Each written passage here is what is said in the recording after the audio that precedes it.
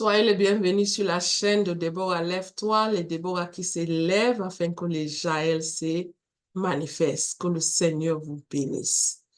Encore une fois, nous sommes au pied de notre Père et il a un message pour nous. Le mois passé, on avait commencé avec le désir de Dieu. Mais avant de commencer, on va prier. Dieu de miséricorde et de grâce, nous voulons te dire merci. Sans toi, nous ne pouvons rien faire. Mais on peut tout par celui qui nous fortifie. Nous t'invitons, Papa. Parle à nous, tes enfants. Bénis-nous avec travers de ta parole au nom de Jésus. Amen. Quand je disais le mois passé, on avait commencé avec le désir de Dieu et on avait regardé 2 Samuel 23, 14 à 16, où David avait un désir. Il voulait boire de l'eau de la citerne qui est à la porte de Bethléem.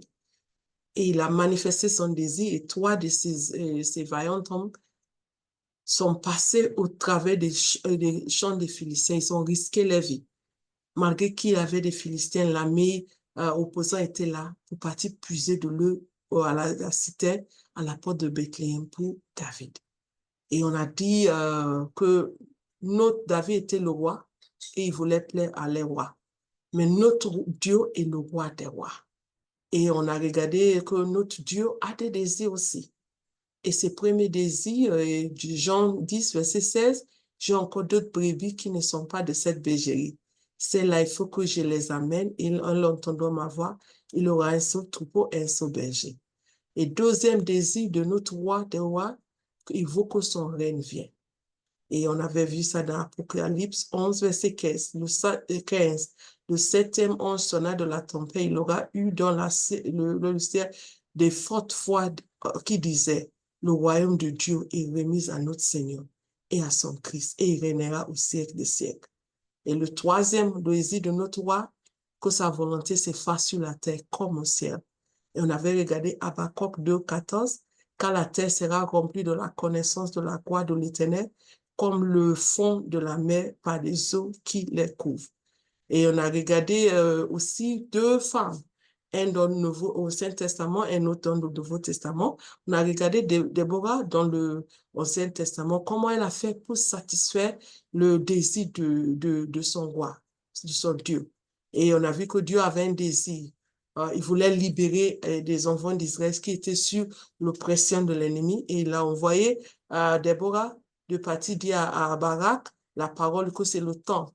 Et Barak disait à Déborah, si tu ne partais pas avec moi, je ne peux pas partir. Et on a vu qu'une femme a risqué sa vie pour satisfaire le désir de Dieu. Et des caractéristiques qu'on a retirées, qu'elle a aimé Dieu. Parce que d'abord, elle était une femme du foyer, elle était une prophétesse et était une juge. Elle jouait de chaque rôle parfaitement parce qu'elle aimait le Seigneur. Et elle a été en intimité avec le Seigneur. Et c'est parce qu'elle était en intimité avec le Seigneur qu'elle a pu entendre que, Dieu dit que c'est le temps de la délivrance d'Israël. Et aussi, on a vu ce sacrifice. Elle a risqué sa vie pour partir en guerre. Elle pouvait être tuée là-bas, mais elle voulait à tout prix satisfaire le désir de son Dieu. On avait vu la vie de Marie dans le Nouveau Testament, le Testament de Luc 1, 32 à 39. Et là, on a vu que tout ce qu'elle a fait quand l'ange est venu pour lui dire qu'elle était fiancée, elle devait avoir une vie normale. Mais à partir de ce jour qu'elle a accepté de faire la volonté de Dieu, sa vie n'était plus normale. On a vu qu'elle, des caractéristiques pour Marie, elle avait une vie de consécration. Et c'est la même chose pour nous. Si nous, on veut satisfaire le désir de Dieu, on doit avoir absolument une vie de consécration. Elle aussi, elle a aimé le Seigneur. On ne peut pas satisfaire le désir de quelqu'un sans aimer la personne. Et on ne peut pas satisfaire le désir de notre roi sans aimer notre roi. Être prête à faire la volonté de Dieu. On voit ici qu'il était prêt à faire la volonté de son père, malgré des difficultés. Elle ne savait même pas comment ça allait rouler, des choses allaient se passer, des situations. Qu'est-ce que la société va dire? Qu'est-ce que les parents vont dire? Mais elle a décidé de faire la volonté de Dieu. Et on avait regardé que nous faisons partie des 3 vaillants hommes de David, parce que ces hommes étaient venus des personnes qui avaient des problèmes, des personnes qui étaient mécontentes, les derniers de la société. Ils sont venus et parce qu'ils ont resté avec David, ils sont devenus des vaillants hommes. Mais c'est eux qui ont satisfait le désir de leur roi. Et la même chose dans Matthieu 11, 28 à 30, on voyait que Dieu dit, venez à moi. Nous tous, il nous a donné invitation, on est venus. Et maintenant, il a pris notre problème, nos situations, il nous a changé, il a fait de nous des promesses. Et il continue pour satisfaire ses désirs. Et c'est là on avait terminé, il y a certains mamans qui avaient partagé comment elles ont découvert le désir que Dieu voulait qu'elles fassent et comment elles font pour satisfaire. Et aujourd'hui, maintenant, on va continuer le désir de Dieu, on peut appeler ça deuxième partie. On va regarder comment satisfaire le désir de notre roi. Comment satisfaire le désir de notre roi. Et on voit ici, sur les critères qu'on avait vus la dernière fois, une vie de consécration. Une vie de consécration. Parce qu'on ne peut pas dire qu'on veut faire l'œuvre de Dieu et on ne vive pas pour lui. Parce que la Bible dit, c'est quand nous, notre vie, on va se mettre à part, quand on va aimer les uns et les autres, que le monde même va voir que quelque chose est différent de ça. Ils vont savoir que nous sommes de lui.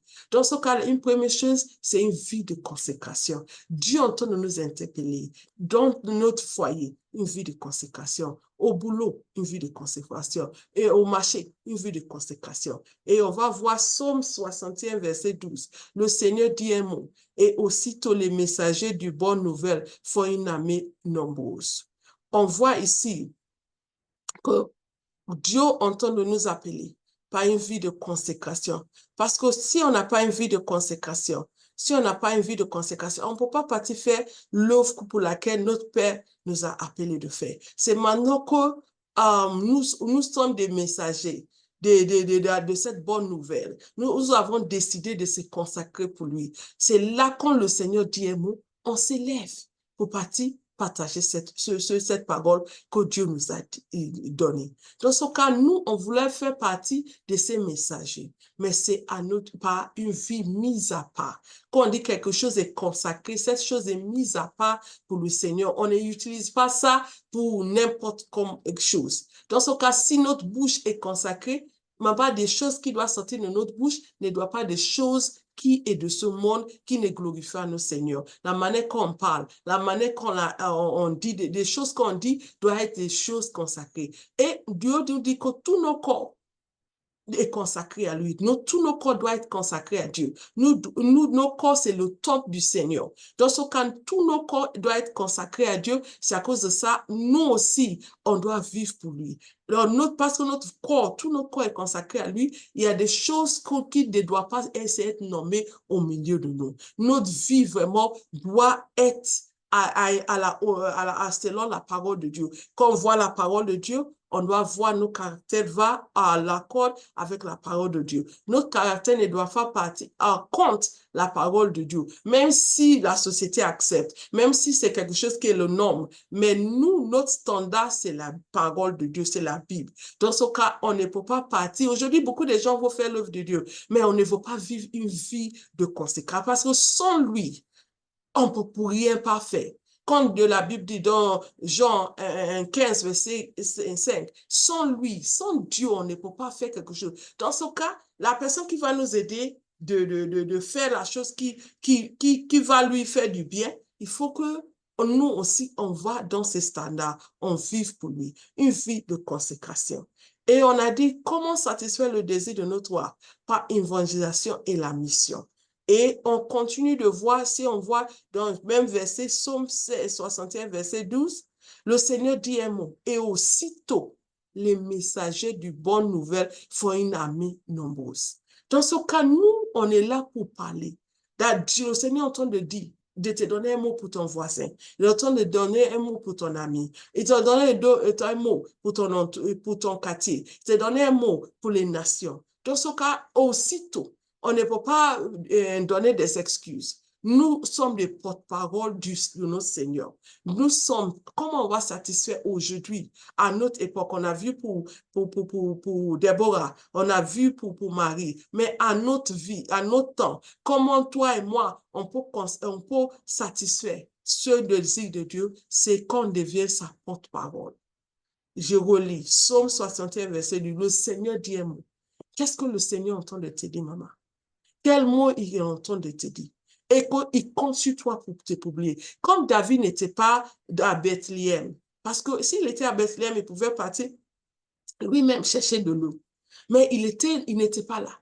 Dans son cas, quand il a exprimé le désir de boire de l'eau de cette cité qui est à la porte de Jérusalem, parmi les vaillants hommes, les trois ont décidé de satisfaire des désirs. C'est la même chose.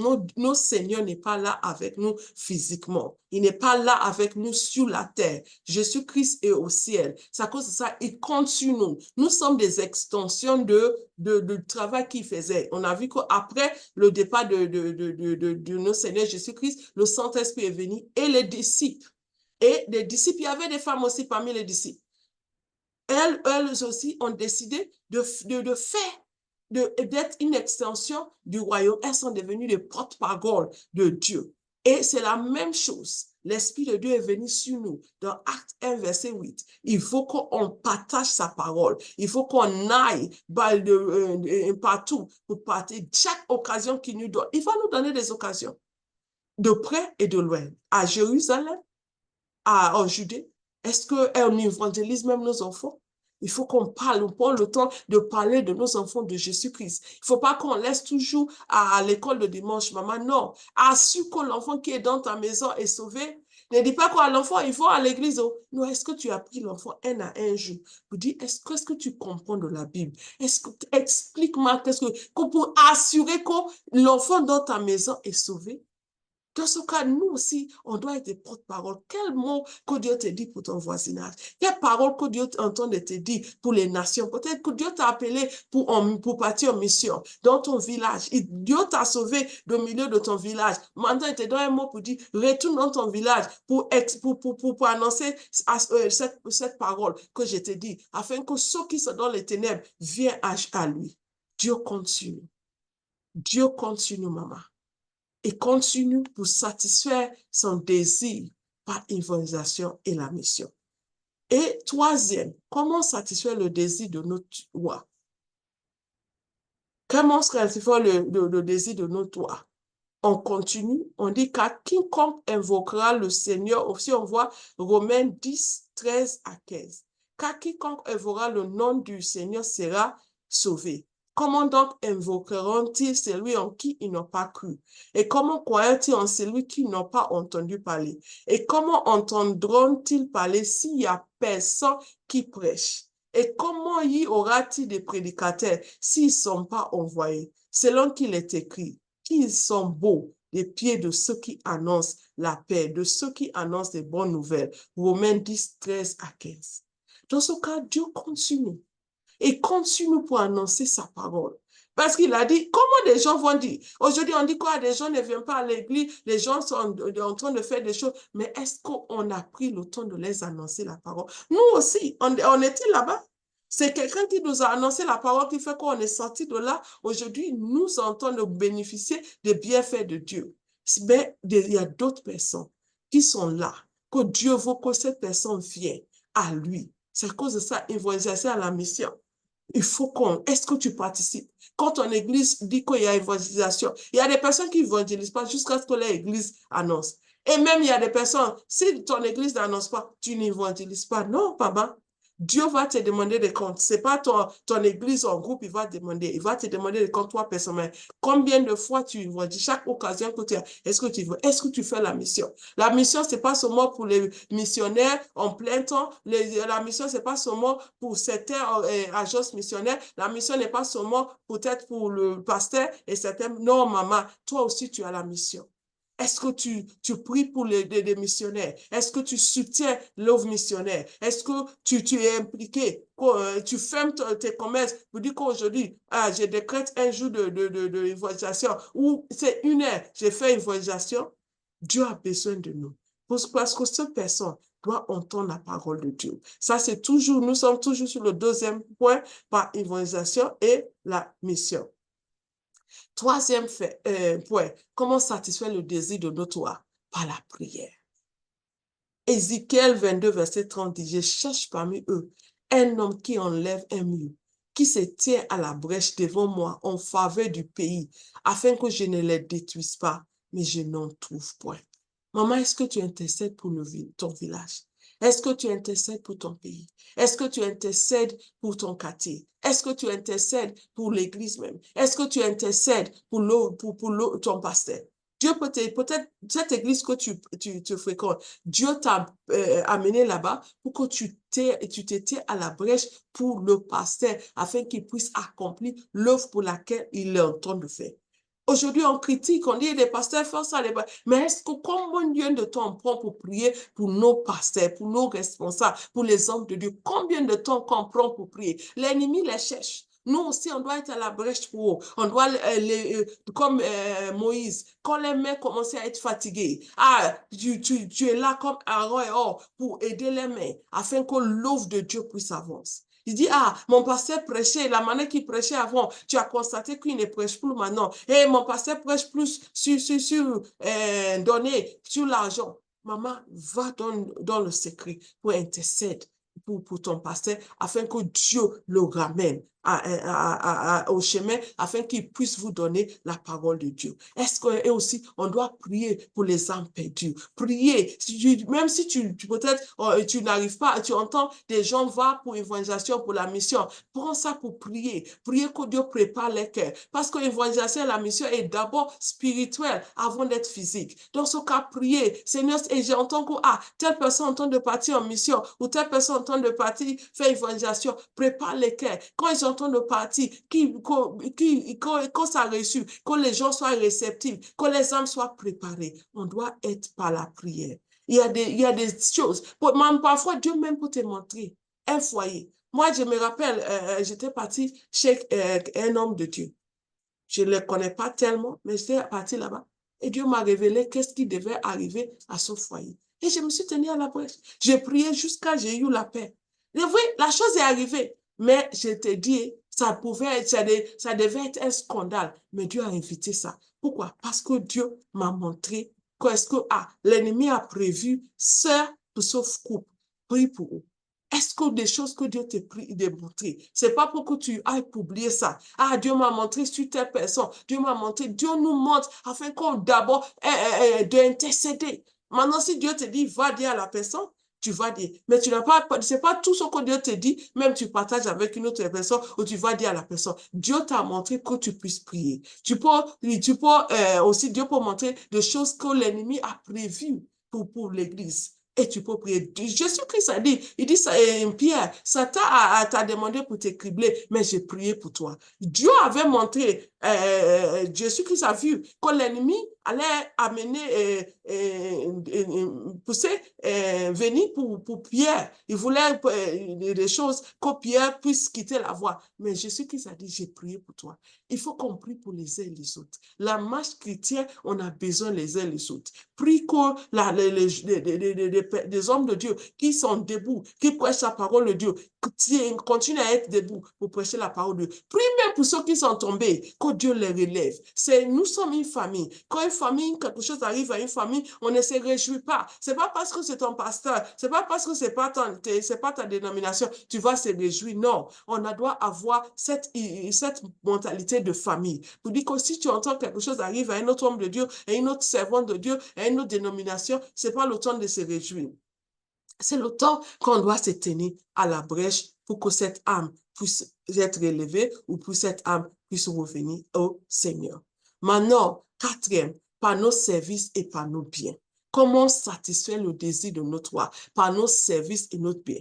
Mais si on voit Luc 8, 1 à 3. Ensuite, Jésus allait de ville en ville et de village en village, prêchant et annonçant la bonne nouvelle du royaume de Dieu.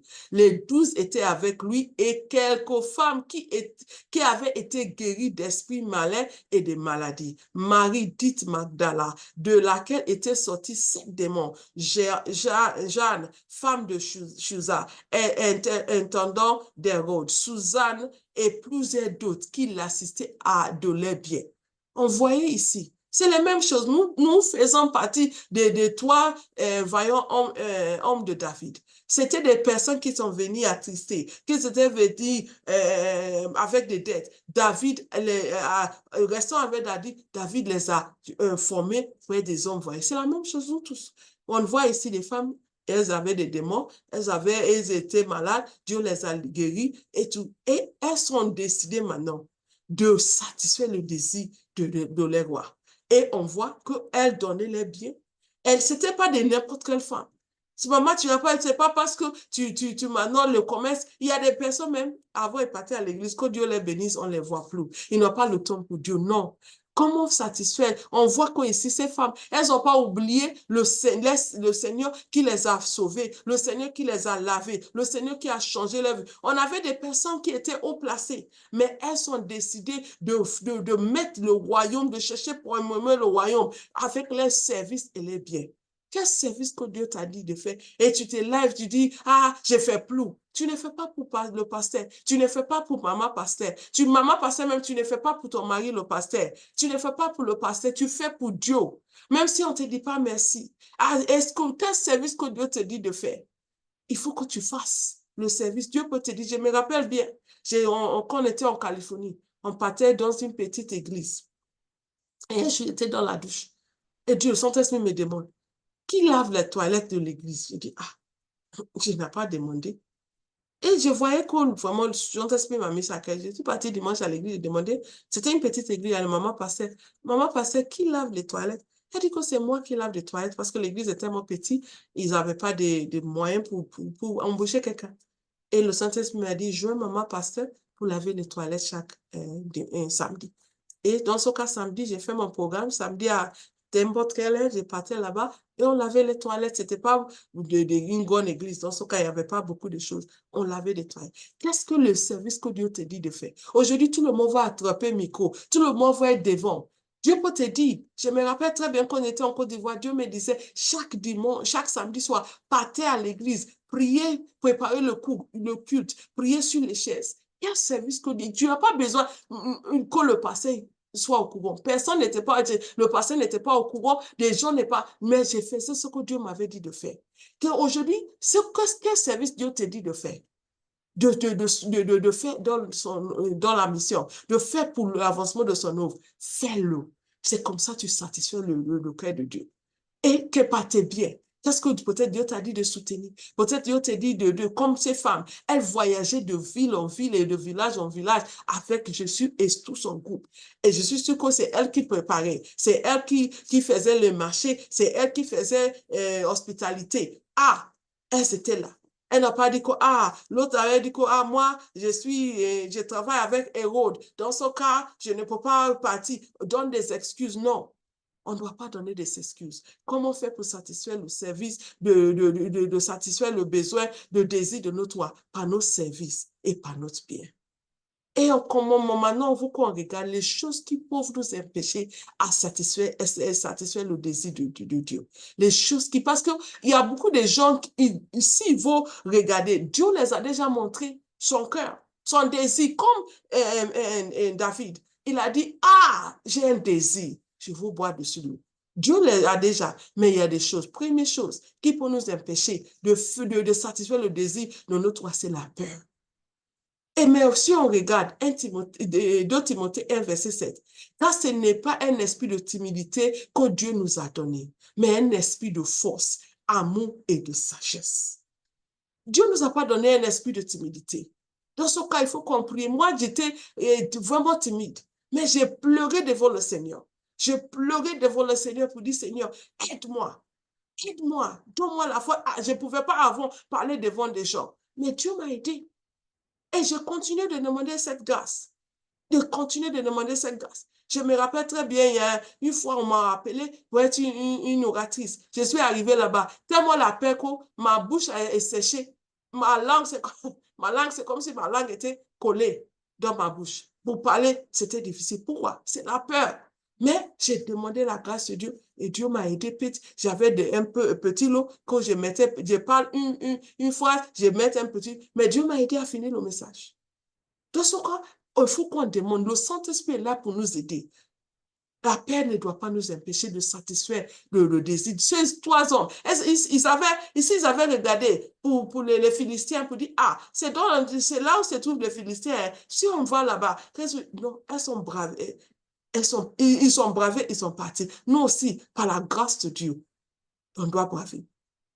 Et aussi, si on voit Matthieu 28, verset 20, on enseignez-les à observer tout ce que je vous ai prescrit. Et voici, c'est vers la partie B, je suis avec vous tous les jours, jusqu'à la fin du monde. Pourquoi? On doit être assuré que Dieu ne nous appelle pas de satisfaire notre désir par nos propres forces. Il est là avec nous. Il nous donne la grâce, il nous donne la force, il nous donne le soutien. Dans ce cas, nous aussi, on doit réaliser que notre Dieu est avec nous. Il est là avec nous. Il est là et sa présence est là, sa force est là.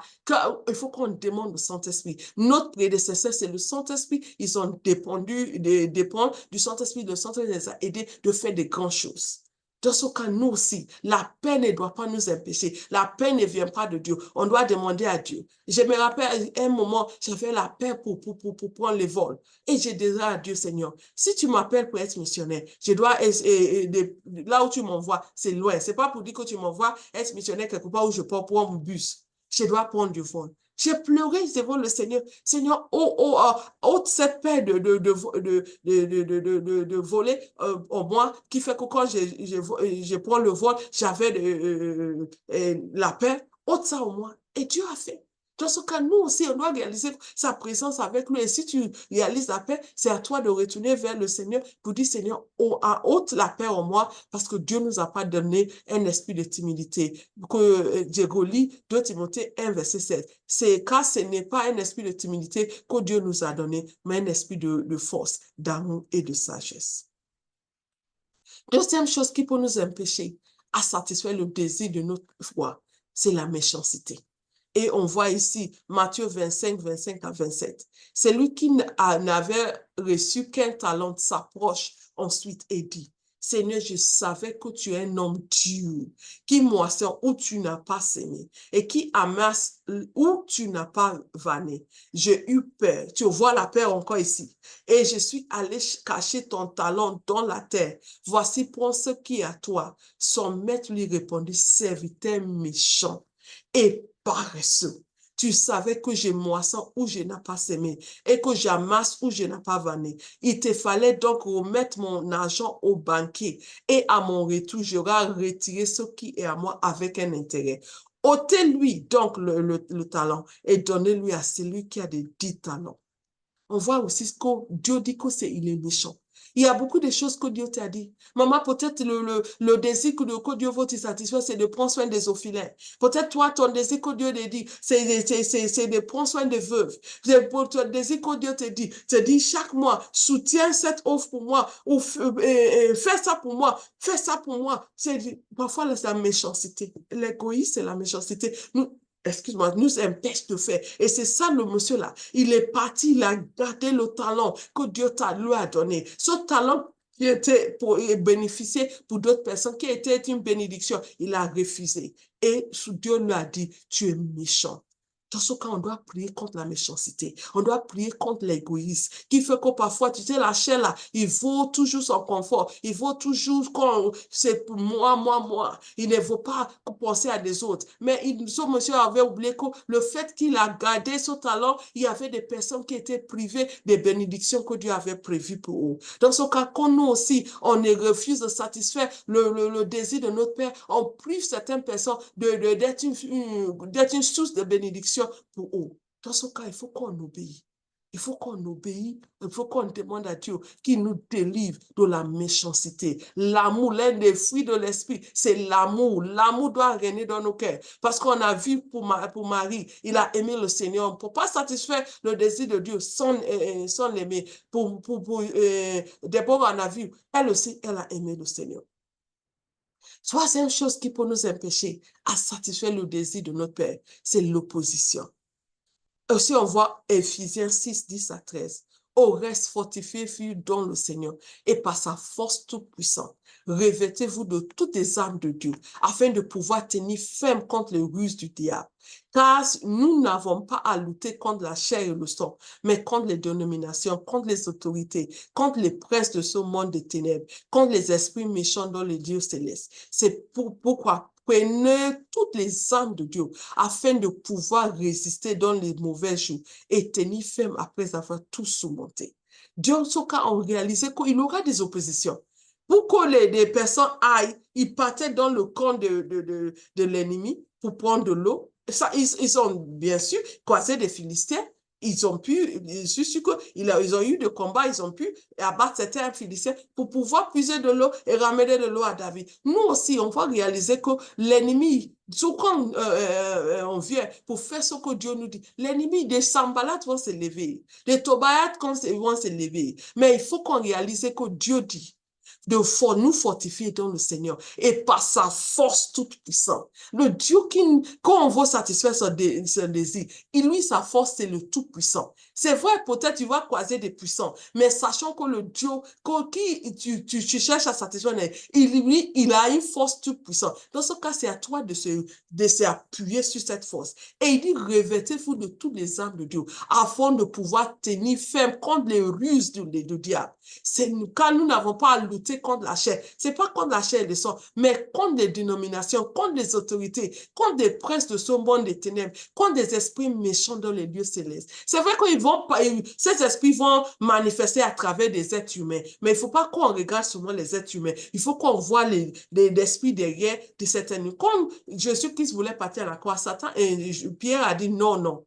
Dieu n'a pas regardé Pierre, il a regardé l'esprit qui est derrière Pierre. Il a dit, arrête de moi, Satan, parce que tes pensées ne sont pas des pensées de Dieu. Dans ce cas, il faut qu'on réalise qu'il y aura l'opposition, mais l'opposition ne doit pas nous empêcher. Dieu utilise l'opposition comme un tremplin pour amener là où Dieu veut que tu ailles pour satisfaire son désir. Il faut qu'on se fortifie avec sa force toute puissance. Il faut qu'on réalise que Dieu est avec nous. Sa présence est avec nous. Il nous a donné toutes des armes sophistiquées, des bombes nucléaires aujourd'hui que tout le monde appelle. Dieu nous a fortifiés plus que les bombes nucléaires spirituelles, que nous aussi, on a. Dans ce cas, quand on va partir, oui, il y aura des oppositions, mais sachant que nous, on avait la victoire. On ne combat pas pour la victoire, on combat dans la victoire. Dans ce cas, c'est à cause de ça, les oppositions ne doivent pas nous empêcher d'y aller pour faire l'œuvre pour laquelle notre Père nous a appelés. Et en concluant, je viens nous dire que comme David, notre roi a toujours des désirs. Éphésiens 2, verset 10. Car nous sommes son ouvrage, ayant été créés en Jésus-Christ pour des bons œuvres que Dieu a préparées d'avance afin que nous les pratiquions. Notre Seigneur nous dit que nous sommes ses ouvrages. Il n'y a pas d'autre ouvrage. Il n'y a pas d'autre personne. C'est sur nous. Il compte. Ayant été créés en Jésus-Christ pour les bons œuvres que Dieu a préparées d'avance afin que nous les pratiquions. Tout était déjà fait. Dieu nous a préparés, même notre éducation qu'il nous a donnée, la famille qu'il nous a mis, les privilèges qu'il nous a donnés, tout ça là, c'est pour qu'on puisse satisfaire son désir. Dieu nous a donné des bonnes éducations, Dieu nous a donné des bonnes familles, Dieu nous a entourés avec la famille chrétienne, Dieu nous a donné les dons spirituels, Dieu nous a donné des grâces, Dieu nous a donné les faveurs, il nous a donné des biens, il nous a donné la santé, toutes ces choses, il nous a donné. Pourquoi? Pour qu'on puisse satisfaire son désir.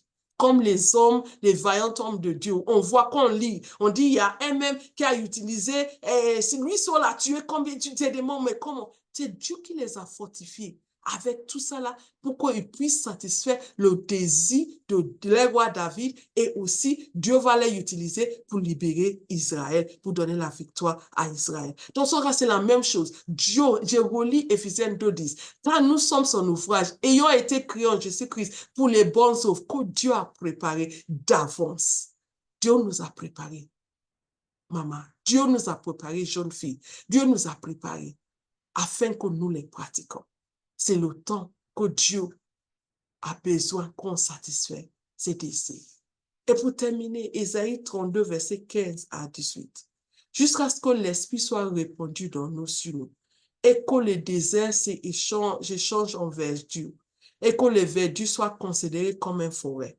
Alors la droiture habitera dans le désert, et la justice aura sa demeure dans le verger. L'œuvre de la justice sera la paix, et le fruit de justice, le repos et la sécurité pour toujours. Mon peuple demeurera dans le séjour de la paix, dans des habitants sûrs, dans un tranquille. Ça, c'est le désir de notre Père.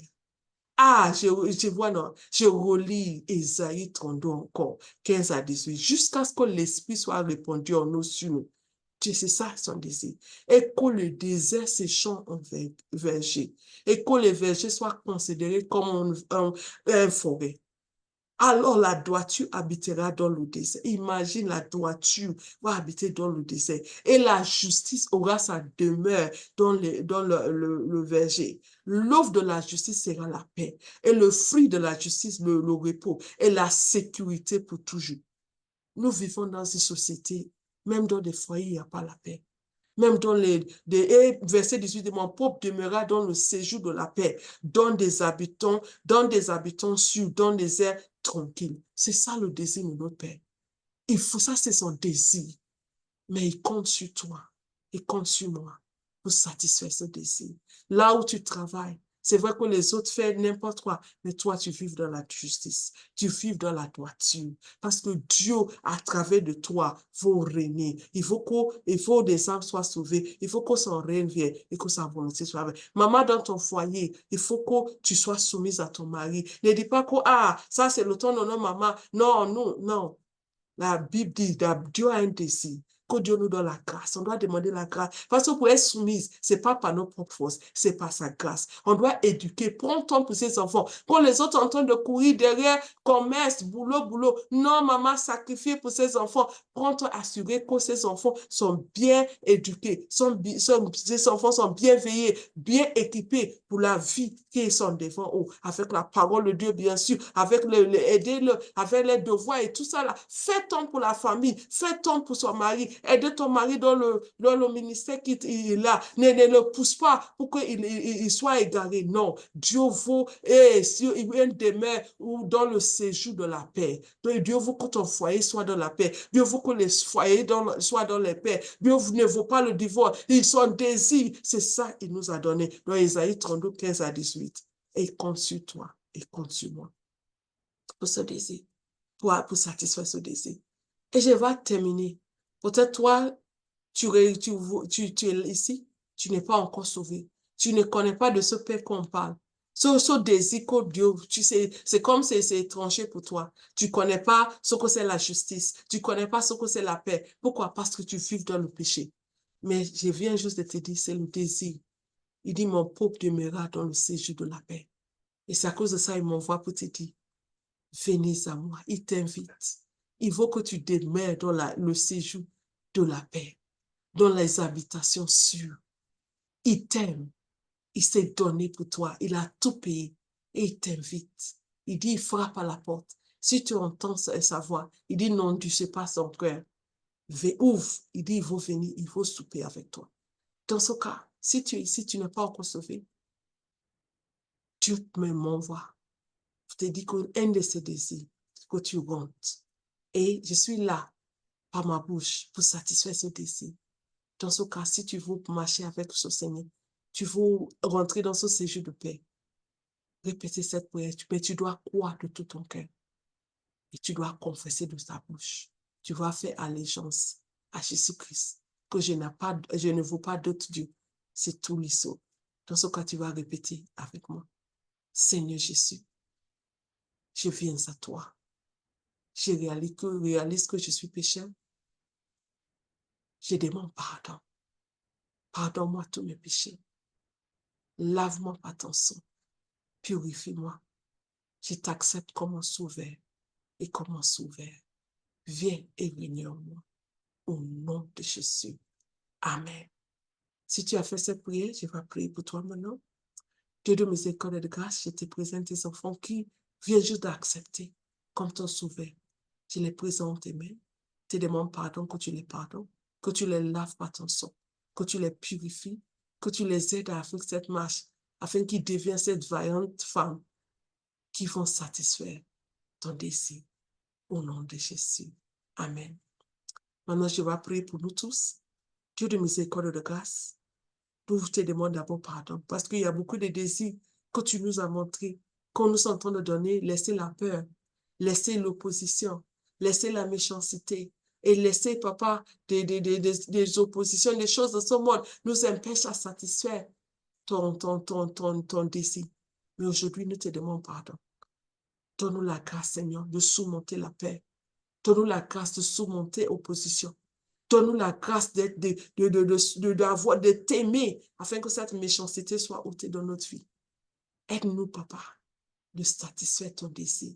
Quel que soit le désir que tu nous as donné, peut-être que nous sommes en train de donner des excuses. Seigneur, nous te demandons, aide-nous. Nous voulons satisfaire tes désirs. Bénis chaque maman ici, chaque jeune fille, chacun de nous, papa, afin qu'on puisse satisfaire ton désir. Au nom de Jésus. Amen. Que Dieu vous bénisse. N'oubliez pas de partager, de like et s'inscrire afin que d'autres femmes puissent être bénies. Shalom.